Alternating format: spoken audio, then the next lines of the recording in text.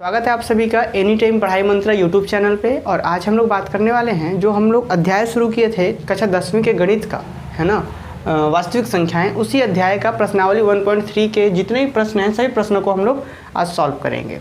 तो इस अध्याय को, इस क्लास को हम लोग शुरू करें उससे पहले मैं बताऊं कि हमने पिछले क्लास में सीखा था कि किस तरीके से किसी भी संख्याओं को परिमेय संख्या और अपरिमेय संख्या कैसे सिद्ध करते हैं, है ना। जैसे हमने पिछले क्लास में सीखा था कि क्या कॉन्सेप्ट यूज़ होता है, किस प्रकार से हम लोग सिद्ध करते हैं। तो अगर आपने वो क्लास नहीं देखा तो सबसे पहले वो क्लास देखिए। उम्मीद है वो क्लास देखने के बाद ये आप खुद से सॉल्व कर पाएंगे, ठीक है। चलिए आज के प्रश्नावली 1.3 का पहला प्रश्न को लेते हैं हम लोग। और पहला प्रश्न कुछ इस प्रकार है, सिद्ध कीजिए कि √5 एक अपरिमेय संख्या है। मैंने आप सभी को सिखा रखा था कि संख्याएं दो ही प्रकार की होती हैं, या तो अपरिमेय होगा या तो परिमेय होगा। अगर हम ऐसा सिद्ध कर दें कि √5 जो है वो परिमेय संख्या नहीं है, हम क्या सिद्ध कर देंगे, हम मान लेंगे कि √5 में एक परिमेय है और दिखा देंगे कि वो परिमेय नहीं हो सकता। तो जब वो परिमेय नहीं होगा तो ऑब्वियस अपरिमेय ही होगा, वही हमें सिद्ध करना है। तो समझ में आ रहा, हम लोग क्या करेंगे, हम लोग यहाँ पे दिखाएंगे कि √5 परिमेय संख्या नहीं है। जब परिमेय संख्या नहीं होगा तो वो संख्या क्या होगा, अपरिमेय होगा। यही बात हमें सिद्ध करना है। देखिए, सिद्ध कीजिए कि √5 एक अपरिमेय संख्या है। तो हम लोग कैसे सिद्ध करेंगे इस चीज़ को, सबसे पहले मान लेंगे कि √5 एक परिमेय है और फिर कुछ दूर के बाद दिखा देंगे कि हम लोग जो परिमेय मान रहे थे उससे क्या हो रहा है, विरोधाभास प्राप्त हो रहा है, ठीक है। तब हम लोग कह पाएंगे कि अपरिमेय है। देखिए कैसे करेंगे हम लोग। सबसे पहले क्या लिखेंगे, माना कि √5 एक परिमेय संख्या है। आपको पता है कि जैसे हमने √5 को परिमेय संख्या मान दिया, तो परिमेय संख्या मानने का क्या मतलब होता है कि परिमेय संख्या जो भी होती है उसे हम p/q के रूप में लिख सकते हैं।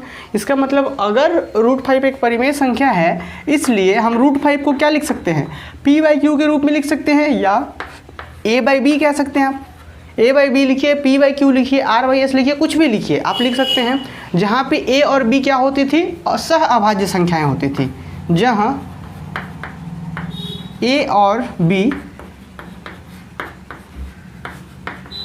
सह अभाज्य संख्या है तथा b जो है वो 0 के बराबर नहीं हो सकता। क्लियर है। और एक बात समझना है कि अगर ये परिमेय संख्या है तो a/b के रूप में लिखा जा सकता है, जहाँ पे a और b क्या होता है, पूर्णांक ही तो होता है। और a और b यहाँ पे क्या है, सहअभाज्य संख्या। सहअभाज्य संख्या कहने का मतलब ये है कि a और b को एक के अलावा कोई और कैंसिल नहीं कर सकता। मतलब कि a और b में उभयनिष्ठ गुणनखंड का बात किया जाएगा तो वो सिर्फ और सिर्फ एक है। क्लियर। ये चीज़ें क्या चीज़ है, इसके बारे में बहुत अच्छे से डिस्कस किए थे कि a और b सहअभाज्य क्यों है, b ≠ 0 हम लोग परिमेय संख्या में क्यों लेते हैं, ठीक है। इन सभी चीज़ों के बारे में अगर समझना है तो आप हमारे पिछले वीडियोस को ज़रूर देखें, उसके बाद आप लोग खुद से कर पाएंगे। आगे बढ़ते हैं हम लोग। अब देखिए यहाँ पे क्या कर लेंगे, हम लोग इसको थोड़ा सा रीअरेंज कर लेते हैं, व्यवस्थित कर लेते हैं, पुनः व्यवस्थित करते हैं। तो ये b इधर भागा में है तो क्या होगा, गुना में हो जाएगा, b √5 हो जाएगा, बराबर क्या हो जाएगा, a हो जाएगा। ये कैसे कर रहे हैं हमने पिछले क्लास में डिस्कस किया था। अब क्या करते हैं हम लोग, दोनों पक्षों में वर्ग करते हैं। दोनों पक्षों में वर्ग करने पर अब देखिए, जैसे ही दोनों पक्ष में वर्ग करेंगे तो इधर क्या होगा, b √5 का होल स्क्वायर, मतलब पूरा पे यहाँ से यहाँ तक पूरा पे स्क्वायर है, मतलब स्क्वायर इस पे आएगा तो क्या बनेगा, b स्क्वायर। और स्क्वायर जब √5 पे स्क्वायर आएगा, मतलब √5 पे स्क्वायर आएगा तो क्या होगा, रूट और स्क्वायर कैंसिल हो जाता है, बचता है क्या, 5 बचता है, इज इक्वल टू क्या, इधर a का स्क्वायर। कुछ समझ में आया, ये चीज़ें हमने कैसे लिखे, इसको भी हमने पिछले क्लास में बहुत अच्छे से एक्सप्लेन किया था, एकदम तोड़ तोड़ कर। तो आप जरूर उस क्लास को देखें। तो यहाँ पे क्या किया गया, दोनों पक्षों में वर्ग किया गया, तो इधर बन गया b स्क्वायर 5, इधर a स्क्वायर। अब थोड़ा सा हम लोग और कह सकते हैं क्या, इससे ज़रा देखिए, इससे क्या हम कह सकते हैं कि b square is equal to अगर निकाला जाए तो क्या आएगा, a स्क्वायर बाई 5। इसका क्या अर्थ होता है, इसका अर्थ ये होता है कि अगर a स्क्वायर को 5 से भागा दिया जा रहा है तो हमें एक पूर्णांक मिल रहा है। पूर्णांक मतलब क्या, चूँकि आपको पता है ए और बी दोनों आपस में क्या अपने आप में क्या होते हैं, पूर्णांक ही तो होते थे। तो यहाँ बी का स्क्वायर है मतलब ये भी पूर्णांक है। तो किसी संख्या को किसी 5 से अगर भाग दिया जा रहा है और अगर पूर्णांक आ रहा है मतलब पूरा पूरा विभाजित कर रहा है। ये एग्जाम्पल देख लीजिए, जैसे कि मान लीजिए लिखा जाए 7/x और अगर ये कोई पूरा पूरा पूर्णांक दे रहा, पूर्णांक मतलब कि एकदम पूरा पूरा वैल्यू, तो हम क्या कह पाएंगे कि 7 को ये पूरा पूरा काट रहा होगा तभी तो पूरा पूरा आ रहा। और अगर मान लीजिए आपको दशमलव में मिल रहा है 1 2 5 कुछ इस प्रकार से, तो हम क्या कहेंगे कि देखिए पूरा पूरा नहीं कटा था तो दशमलव में जाना पड़ा। मतलब अगर पूर्णांक आ जाए, पूर्णांक मतलब 1 2 3 कुछ भी आ जाए, पूर्णांक आए तो क्या कह सकते हैं, पूरा पूरा भाग लगा रहा है मतलब विभाजित कर रहा है। तो देखिए b square equal to a square by 5 था, ए स्क्वायर को 5 से विभाजित करने पर पूर्णांक आ रहा था, तो हम क्या कह सकते हैं कि ए स्क्वायर को 5 विभाजित करता है, कह सकते हैं। अब बोलेंगे कुछ बच्चे कि ये बी स्क्वायर पूर्णांक कैसे हो गया। तो देखिए यहाँ पे ए और बी क्या होता है, परिमेय संख्या में पूर्णांक होता है। तो पूर्णांक का यदि वर्ग करेंगे तो ऐसा थोड़े है वो दूसरा चीज़ बन जाएगा, पूर्णांक ही रहना है। समझ में आया। तो हम यहाँ क्या लिख सकते हैं, इसलिए बी स्क्वायर को नहीं, ए स्क्वायर को ना, किसको विभाजित कर, ए स्क्वायर को कौन विभाजित कर रहा है, 5, ए स्क्वायर को 5 विभाजित, इसलिए से अच्छा रहेगा यहाँ लिखेंगे, यहाँ ए स्क्वायर को 5 विभाजित कर रहा है, इसलिए ए को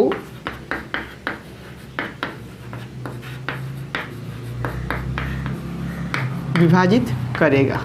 उम्मीद है कि ये चीज़ समझ आ रहा। हमने एक प्रमेय पढ़ा था पिछले क्लास में, हमने प्रमेय क्या पढ़ा था कि अगर p एक अभाज्य संख्या है और p अगर a स्क्वायर को विभाजित करता है तो p a को भी विभाजित करेगा। हमने वहाँ पे एक पढ़ा था। तो वही चीज़ है, देखिए यहाँ पे 5 a स्क्वायर को विभाजित कर रहा है, तो 5 क्या अपने आप में अभाज्य संख्या है। हमने पढ़ा था अगर p अभाज्य है और अगर a स्क्वायर को विभाजित कर रहा है तो ये p a को भी करेगा। और इसका प्रूफ भी हमने पिछले क्लास में देखा कि आखिर ऐसा क्यों होता है, हमने देखा है वहाँ पे। तो हम क्या लिख सकते हैं, यहाँ a स्क्वायर को 5 विभाजित कर रहा है इसलिए a को भी 5 विभाजित करेगा। अब आपको मैंने एक और चीज़ वहाँ बता रखा था कि अगर a को 5 विभाजित कर रहा है, विभाजित करने का मतलब क्या, शेषफल शून्य आएगा। तो शेषफल शून्य, विभाजित कर रहा मतलब पूरा पूरा काट दे रहा, भागफल कुछ तो आएगा। तो मान लेते हैं भागफल c आ रहा है, तो आप यूक्लिड विभाजन प्रमेय का लगा करके क्या लिख सकते हैं, a is equal to 5c लिख सकते हैं क्या, 5c। आप वैसे भी पढ़े हैं कि भाज्य इज इक्वल टू भाजक गुना भागफल, मतलब a बराबर 5 गुना c प्लस शेषफल होता है ना, भाज्य बराबर भाजक गुना भागफल प्लस शेषफल। तो प्लस शेषफल नहीं लिखेंगे क्योंकि शून्य को प्लस करने से कोई फायदा नहीं है। तो मतलब हम यहाँ से क्या कह सकते हैं, हम लोग यहाँ से लिख सकते हैं कि इसलिए a बराबर 5c लिखा जा सकता है।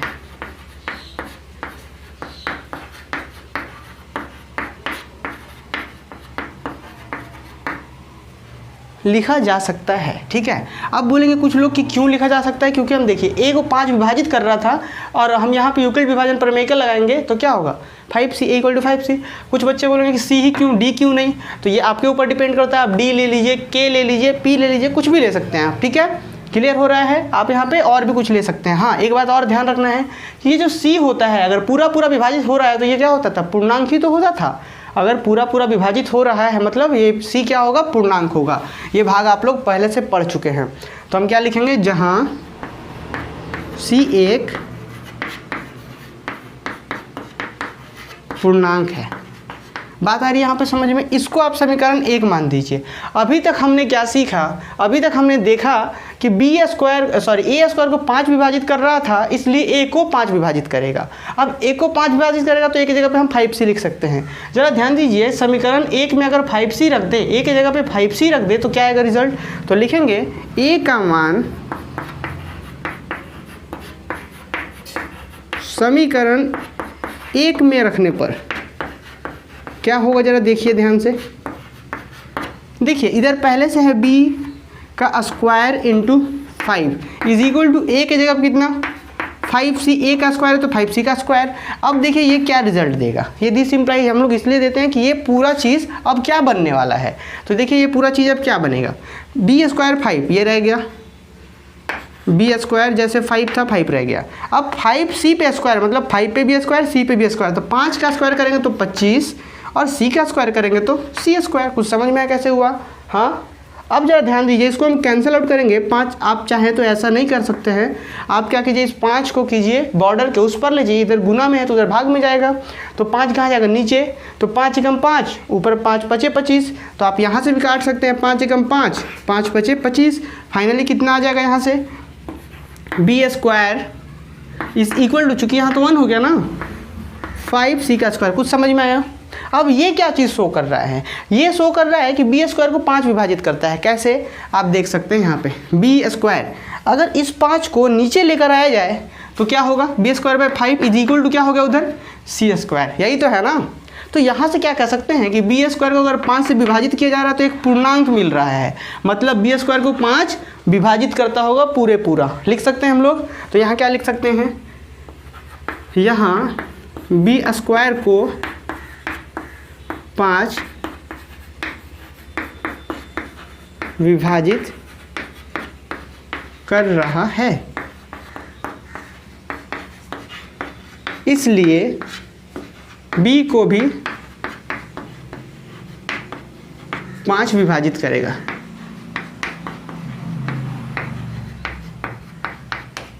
ये कुछ समझ में आया? फिर से वही प्रमेय लगा दिए, ये वाला ए स्क्वायर को विभाजित कर रहा था तो ए को भी विभाजित करेगा। तो अब जरा ध्यान दीजिए, अभी हमने लिया था प्रमेय, हमने माना था कि √5 बराबर a बाई बी माना था, हमने माना था ना, √5 को हमने परिमेय संख्या मान लिया। और a बाई किस प्रकार से था, a बाई इस प्रकार से था जहाँ पे a और b का एक के अलावा कोई भी उभयनिष्ठ गुणनखंड नहीं है। उभयनिष्ठ गुणनखंड कहने का मतलब कि कोई भी उसको और नहीं काट सकता एक के अलावा। लेकिन अभी हम लोग देख रहे हैं कि यहाँ पे a को भी 5 विभाजित कर रहा, मतलब 5 काट रहा, और b को भी 5 काट रहा, मतलब इन दोनों में एक उभयनिष्ठ गुणनखंड हो गया, कौन, 5 हो गया। तो मतलब यहाँ पे क्या हो रहा है कि हमने जो सहअभाज्य माना था वो तो गलत हो गया ना। मतलब आखिर हम यहाँ से कह सकते हैं कि हमने जो परिकल्पना किया कि √5 एक परिमेय संख्या है, वो परिमेय नहीं हो सकता, क्योंकि देखिए हमने माना और वो चीज़ गलत हो गया। तो हम यहाँ से क्या कह सकते हैं कि जिससे हमें विरोधाभास प्राप्त होता है। इस चीज़ को हमने और अच्छे से इसके पिछले क्लास में बताया है, आप जरूर देखें उस क्लास को। तो हम यहाँ से क्या लिख सकते हैं,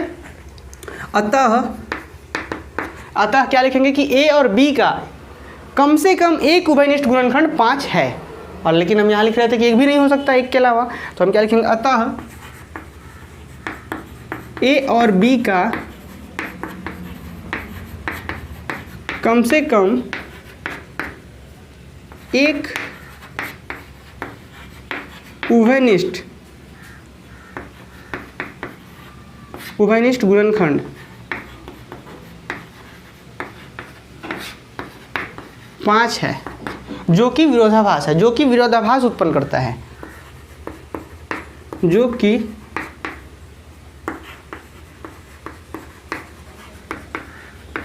विरोधाभास उत्पन्न करता है। ये विरोधाभास उत्पन्न करता है क्यों? क्योंकि हमने माना था उसका एक के, वो लोग सहअभाज्य है। सहअभाज्य का मतलब ही होता है कि उसके पास एक के अलावा कोई उभयनिष्ठ नहीं है। अभी देख रहे हैं कि भाई 5 उभयनिष्ठ आ गया, मतलब क्या है, वे विरोधाभास है। हमने जो परिमेय माना था वो परिमेय नहीं होगा। तो हम क्या यही लिख रहे हैं कि जो कि विरोधाभास उत्पन्न करता है, इसलिए √5 एक अपरिमेय संख्या है, अपरिमेय संख्या है। बिल्कुल सिंपल, समझ में आया। हमने परिमेय माना, परिमेय नहीं हो सकता तो क्या होगा, इसलिए √5 एक अपरिमेय संख्या है। चलिए इसी तरीके से इसके बाद का एक जो प्रश्न है आपके बुक में दिया गया है, प्रश्न क्या है, सिद्ध कीजिए कि 3 + 2 √5, सिद्ध कीजिए कि 3 + 2 √5 एक अपरिमेय संख्या है। तो इसको हम लोग कम समय लेंगे आप लोगों का, क्योंकि हमने इस तरीके के प्रश्न आपसे करा रखे हैं पिछले क्लास में। तो चलिए देखते हैं अगला प्रश्न हम लोग। तो दूसरा प्रश्न है इस प्रश्नावली का, सिद्ध कीजिए कि 3 + 2 √5 एक अपरिमेय संख्या है। हमें अपरिमेय संख्या सिद्ध करना है, तो हम क्या करते हैं, इसके विपरीत परिमेय मान लेते हैं। मान लेते हैं क्या कि मानेंगे 3 + 2 √2 एक परिमेय संख्या है। माना कि 3 + 2 √2 एक परिमेय संख्या, ये हल कर रहे हैं हम लोग इस प्रश्न का, ठीक है। हम लोग को अपरिमेय सिद्ध करना था, हमने परिमेय मान लिया। अब परिमेय होगा तो आपको पता है किसी भी परिमेय संख्या को हम लोग p/q के रूप में लिख सकते हैं, जहाँ पे p और q पूर्णांक होता था, q = ≠ 0 होता था। क्लियर है। तो हमने माना कि 3 + 2√5 एक परिमेय संख्या है, ठीक है। इसलिए 3 + 2√5 बराबर a/b लिख सकते हैं। आप p/q भी लिख सकते थे। तो चलिए हमने लिखा 3 + 2√5 बराबर a/b। क्यों? क्योंकि हमने इसे परिमेय माना है, तो परिमेय जो भी होगा वो a/b के रूप का होगा, हमने लिख दिया। जहाँ पे a और b क्या सहअभाज्य पूर्णांक है तथा b is not equal to 0। आपको तो पता है ना, ये परिमेय का जो भी होता है ऊपर नीचे वो पूर्णांक ही होता था, इसलिए हमने लिखा a और b सहअभाज्य पूर्णांक है। अब सहअभाज्य का मतलब क्या होता है मैंने बता रखा है, फिर भी थोड़ा सा समझ लीजिए। सहअभाज्य का मतलब वैसा संख्या दोनों होगा जिसको एक के अलावा कोई नहीं काटता हो। जैसे देखिए 4/8, क्या ये दोनों संख्याएं सहअभाज्य हैं? बिल्कुल नहीं। क्यों? क्योंकि देखिए ये भी 2 से कट रहा है और ये भी 2 से, मतलब 2 दोनों को काट पा रहा है, मतलब 2 दोनों में उभयनिष्ठ है। अगर यही चीज़ लिख दिया जाए 1/2, तो क्या ये सहअभाज्य है? बिल्कुल है, क्योंकि इन दोनों को सिर्फ और सिर्फ एक ही काट सकता है, मतलब उभयनिष्ठ जो है वो एक है। यहाँ पे बात समझ में आ रही है? तो वही चीज़ लिया गया है कि इन दोनों को काटने वाला जो है सिर्फ और सिर्फ एक है, मतलब उभयनिष्ठ जो है वो एक है, इसलिए सहअभाज्य संख्याएं कहलाती थी। हमने पिछले स्टार्टिंग क्लास में ही पढ़ा था सहअभाज्य क्या है। तो इसके बाद हम लोग देखिए क्या करेंगे, हमें सिद्ध क्या करना है कि ये जो परिमेय हमने माना है ये हमें गलत मान रखा है, हमें अपरिमेय सिद्ध करना है। तो देखिए कैसे करेंगे। सिंपली इसके बाद हम लोग क्या कर लेंगे, इस +3 को उधर भेजेंगे तो क्या होगा, इधर बचेगा आपके पास 2√5 बराबर, उधर है पहले से a/b है, +3 इधर आया तो -3। बात समझ में आए यहाँ तक? अब देखिए इधर 2 क्या है, 2 इधर गुना में है, इधर जाएगा तो क्या होगा, भाग में होगा। भाग कहने का मतलब है कि इधर 2 किस तरीके से होगा, इधर √5 है, इधर जाएगा तो क्या होगा 1/2 हो जाएगा। इधर 2 गुना में है तो इधर नीचे चला जाएगा, और इधर किसके साथ a/b -3 पूरा के साथ 1/2 लगता है। आपको पता है ये बातें। जैसे यहाँ से अब ऐसे समझेंगे कि यहाँ नीचे में 2 है, इधर आएगा तो क्या पूरा में आ जाएगा। तो अब जैसे ही इसको हम लोग ओपन करेंगे क्या मतलब √5 = 1/2, जैसे इसके साथ मल्टीप्लाई हो तो क्या होगा a/2b -3/2। बात समझ में आया? मल्टीप्लाई हुआ तो इस तरीके से हो गया। इसके बाद देखिए यहाँ पे हम लोग क्या लिखेंगे, चूँकि a और b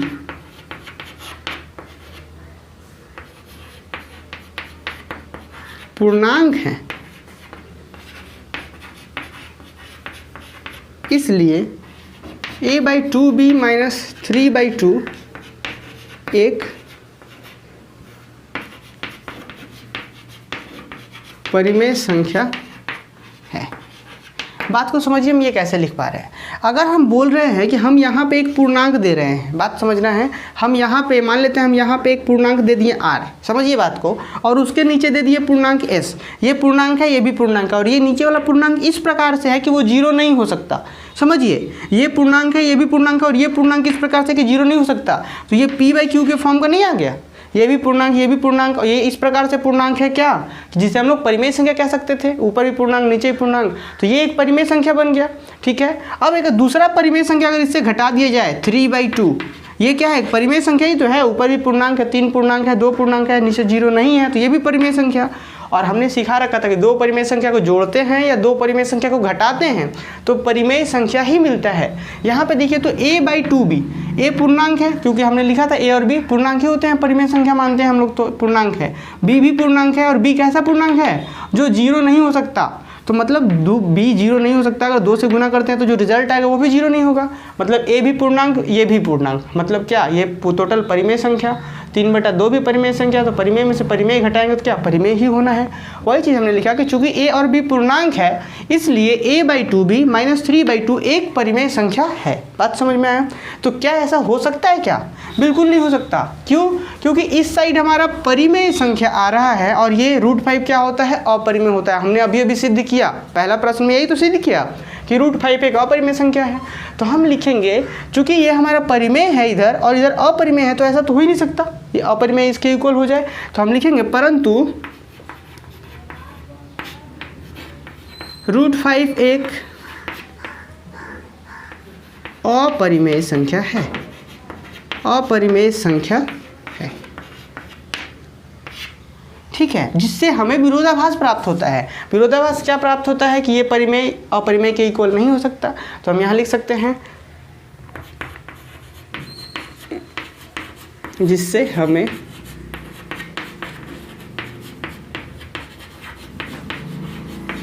विरोधाभास प्राप्त होता है।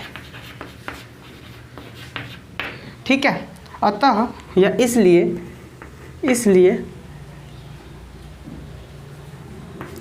3 + 2√5। देखिए ये तो हमने, ये गलती आ रहा है, क्यों गलती आ रहा है? क्योंकि हमने गलत माना। हमने क्या माना? हमने माना कि ये परिमेय संख्या है, तो यही चीज़ हमने गलत माना। तो हम लिखेंगे कि ये जो परिमेय, वो परिमेय नहीं हो सकता, इसलिए 3 + 2√5 एक अपरिमेय होगा, या फिर 3 + 2√5 अपरिमेय संख्या होगा। अपरिमेय संख्या होगा। उम्मीद है बच्चों कि ये चीज़ें आपको समझ में आई होंगी। अब इसी प्रकार से कुछ छोटे छोटे प्रश्न हैं। चलिए अब हम लोग आगे बढ़ते हैं, और अगला प्रश्न हमारे बुक का है कुछ इस प्रकार से, सिद्ध कीजिए कि निम्नलिखित संख्याएं अपरिमेय है। ठीक है, पहला प्रश्न हम लोग देखेंगे। पहला प्रश्न क्या है? 1/2√2। फिर दूसरा प्रश्न है आपका 7√5, और तीसरा प्रश्न है 6 + √2। ठीक है, क्या क्या प्रश्न था देखिए, फिर से हम लिख देते हैं। पहला 3 का प्रश्न संख्या 3 में 3 प्रश्न है। पहला प्रश्न है 1/√2। दूसरा क्या है भाई?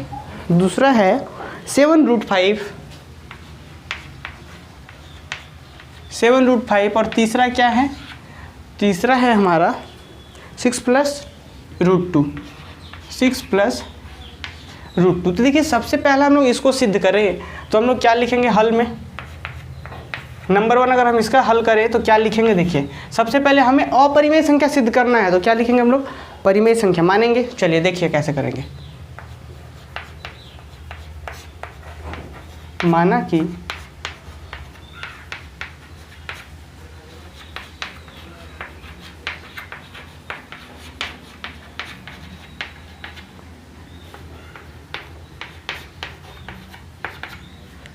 तो देखिए पहला प्रश्न है 3 का पहला जो है क्या है? हमने 1/√2 को अपरिमेय सिद्ध करना था। हमने इसके विपरीत क्या माना? माना कि 1/√2 एक परिमेय संख्या है, और जैसे ही ये परिमेय होगा तो हम इसको p/q के रूप में लिख पाते हैं। जहाँ पे p और q पूर्णांक होता था, हम यहाँ a/b के रूप में लिख रहे हैं। कोई फर्क नहीं पड़ता, आप p/q भी लिख सकते हैं।